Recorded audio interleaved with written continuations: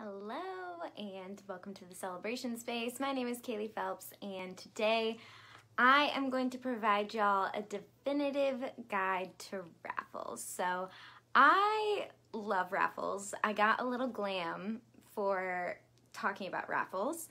And the reason I love them is because they are a way to fundraise for your school, auction, nonprofit organization, or a cause of your choice. But it's a lot more approachable than maybe a silent auction item or a live auction item or just making a donation outright. You're going to create a buzz at your event or within your community if you're hosting online. And it's just something a little bit more fun. So I do want to start this off by saying that I am going to be providing different ways to host raffles, different prizes, different things to consider. I am by no means legally liable or, I don't have the legal knowledge of where your specific location is, what your prize is, how you're hosting your raffle. So depending on the city, state, location where you are in and what type of raffle you are hosting, please be sure to figure out the laws within your state, especially now with transporting items especially. So with that, we're gonna jump into talking about these raffles, and I want to start with how you decide to host your raffle. So the biggest thing with your raffle is going to be deciding what method you want to host it. So if you're going to be doing a physical item, or if you're going to be hosting it virtually, which I have experience in both and I've seen both. And also if you're hosting a physical raffle, you need to decide whether you're going to have online sales beforehand, how you're going to get those physical tickets or what have you to those people. And then if you're hosting a virtual raffle, you also want to make sure that you know how you're going to get that link to people, if you know the rules of the website that you're hosting on. So I'm going to say, please don't host your raffle through social media. Please do it through your own website and your own payment processing website so that you don't have to follow the same rules as social media. But you can use social media, of course, as a vehicle to get more people to come to your site to participate in your raffle. And then you also want to determine when you're going to choose the winner, how you're going to announce it, and how early you want people to be able to purchase and all of that. So along with that, you also are going to need to figure out what your prizes are, how many raffles you might want to have going on at the time, and also the exclusivity of your raffles, whether you want to know that you are selling a raffle ticket for $100 and there's only 100 raffle tickets available, so you know exactly how much money you're going to make if you sell out, or if it's going to be more of a everyone get in on the action and try to, raffle this item and purchase a ticket to win, and the chances get lower and lower and lower as you go. So maybe you only charge $25 as opposed to a full $100 at that time. So that is what I want to chat about, just a brief overview. So in terms of physical tickets, I would make sure that if you are pre-selling, this is something I always consult my nonprofits in, if you are pre-selling physical tickets, make sure that you put the tickets that have been sold in envelopes with the name of the person on them so that you can either mail them to them in these times in terms of if you're going to be reading a number off of an old school raffle ticket, or if you are hosting an in-person event, those people can pick up those items or that envelope when they arrive so that they will have their own tickets and they can read their own number. Similarly, if you're going to be selling raffle tickets at your event, I would recommend having a physical station where people can purchase, and then also potentially having people roaming selling raffle tickets, also incorporating that into your communication strategy as far as speaking from a stage, having your MC announce it, or if you're using any kind of emails or text messages throughout the evening, making sure that you're hyping up the raffles, because like I said, this is a more approachable way for fundraising. You might have people that are only willing to spend $200 and that's not really going to get them very far in a silent auction or in a live auction, but it could really, you want to make sure you don't leave any money on the table with anyone, so making sure that you're engaging with that audience. And with a virtual purchase, I just want to express that I would make it very clear when people can buy, when it's going to be pulled, and how you're going to pull it. I think that with virtual raffles, people will always get a little bit sketched out just if they don't know the process of what you're going to be doing.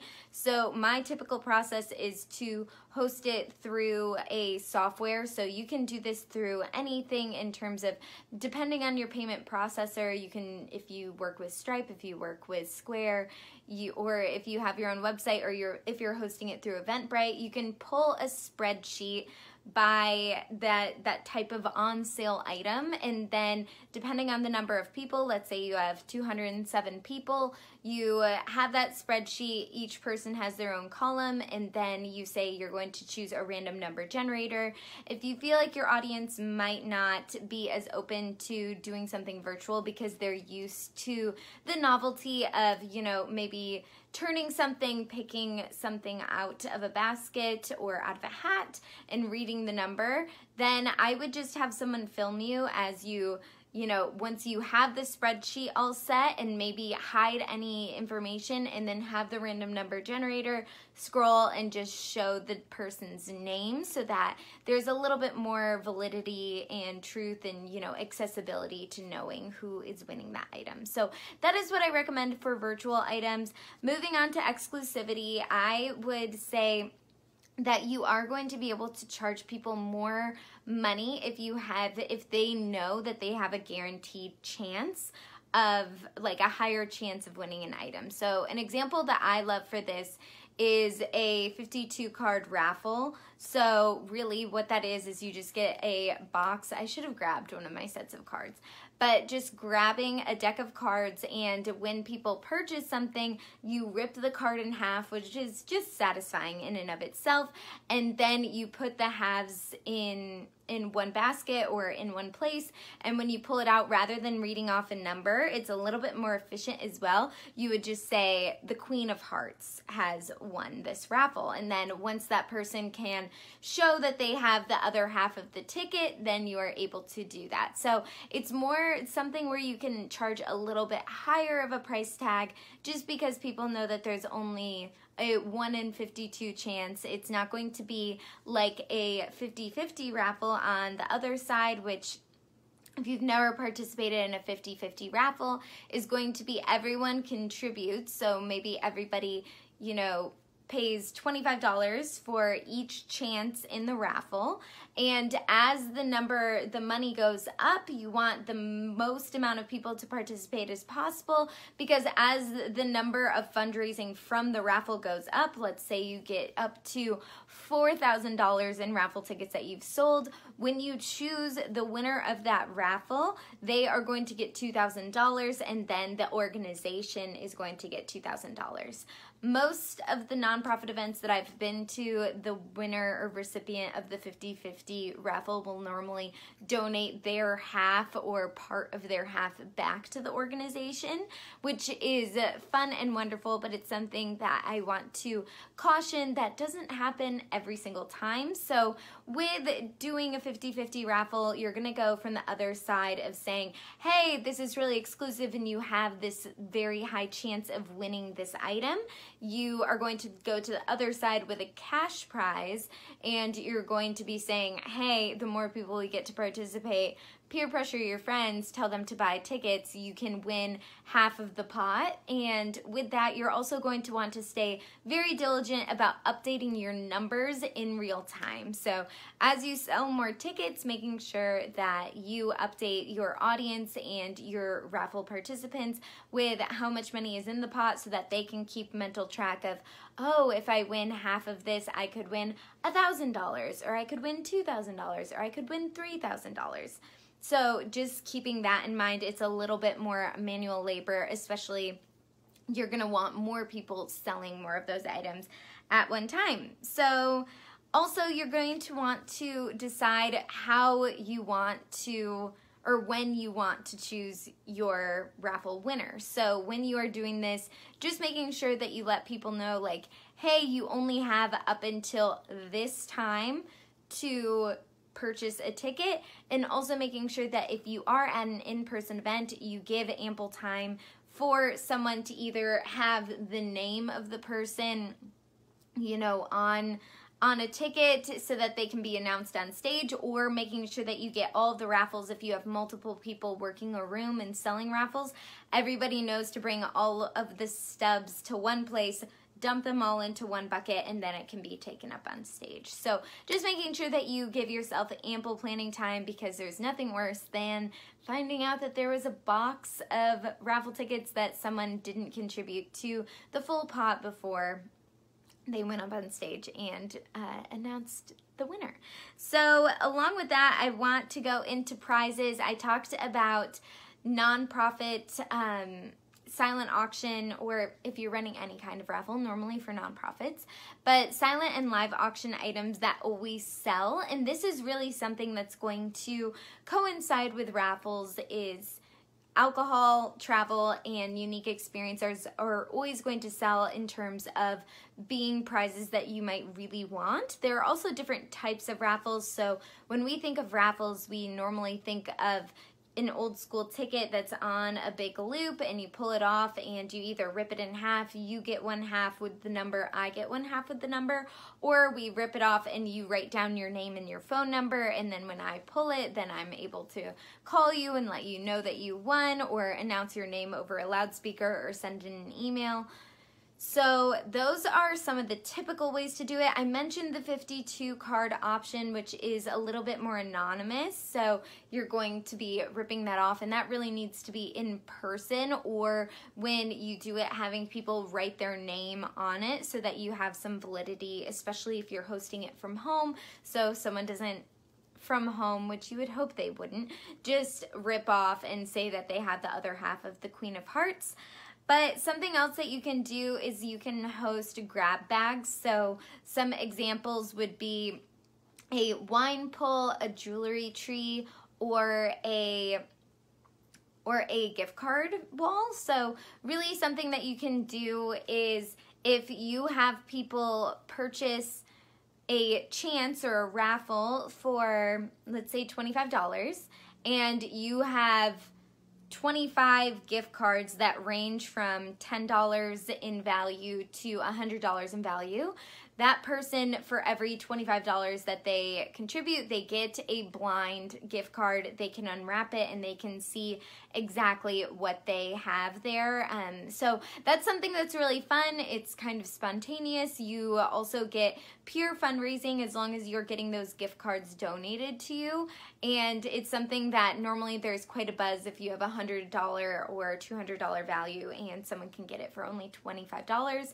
Similarly with a wine pull, it's going to be, you're going to have bags around wine, and someone will pay, let's say, $30, and the value of the wine could be anywhere from $20 to $200. I would recommend splitting it into whites and reds so that people have a little bit more choice in that, and also they're just going to be able to grab that, looking at your alcohol laws in terms of if you're going to be doing that as well.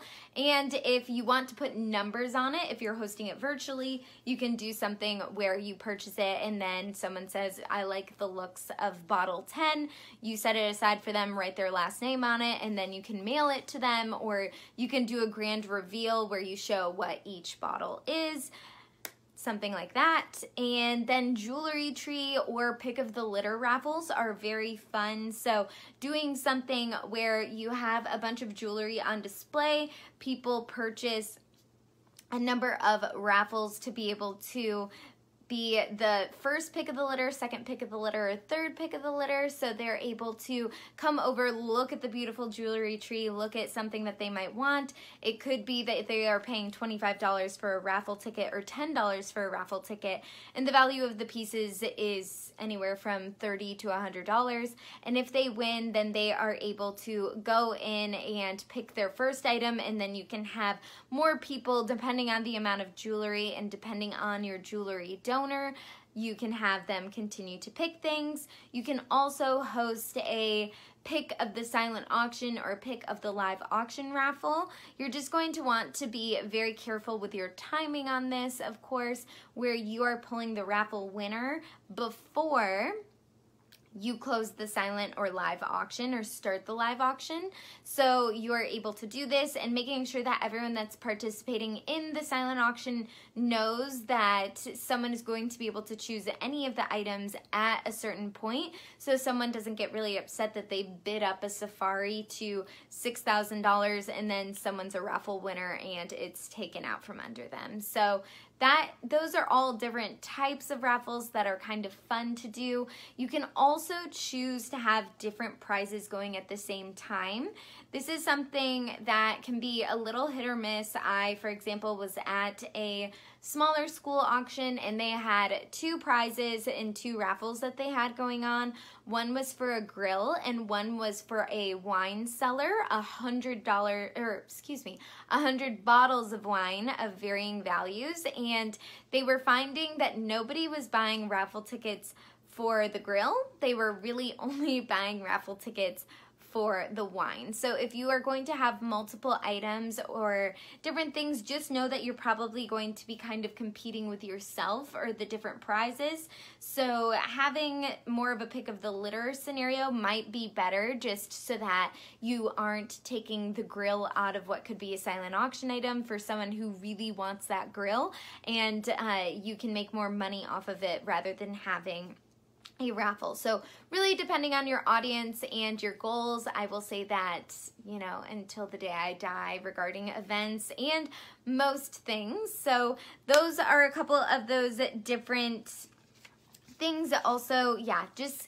keeping in mind the exclusivity of your items. Also, if you wanted to do timed items, so it can also be something where you choose a raffle winner every hour. So this I talked about a little bit with a donation moment and how to ask people for donations. If you are doing virtual donations, you can say, if we're going to choose someone for every donation of $25 or more, you are entered into a raffle, and someone will be chosen every hour from 7 to 8, 8 to 9, and 9 to 10. So then from there, you can either have a set prize. So from 7 to 8, it could be the grill. From 8 to 9, it could be the wine. And from 9 to 10, it could be a pick of the silent auction. You can really just incentivize some of your donations and make really fun announcements about your fundraising, depending on how you want to section that off with the exclusivity by time, by number of tickets available, or maybe by that cash prize incentive. So let us look at what I think that I really covered everything that we want to. Again, I just want to remind you to be conscious of if you need to have a liquor license in your state, how you're going to transport items. If you are hosting any kind of grab bag or something that's fun, if you are dropping off items to people's homes, having a social distance and having them unwrap it so that you know what's going on there.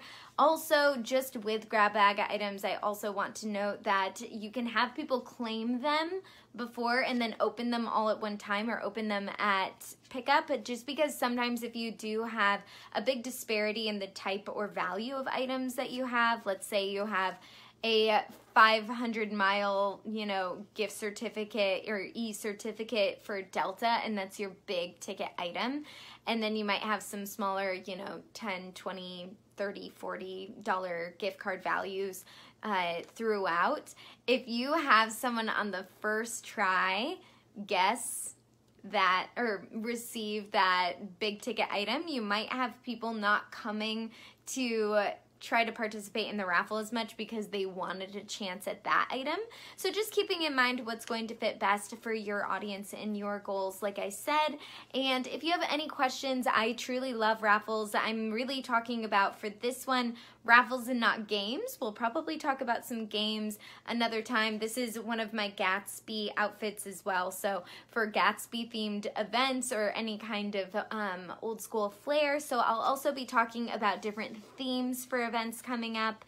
And that is what I have for you. I hope this gave you some good ideas to either share with someone who might be hosting a fundraiser, or if you're hosting one yourself, please don't hesitate to reach out to me and I'll be happy to help with anything that you need, raffles and beyond. And until next time, enjoy celebrating today.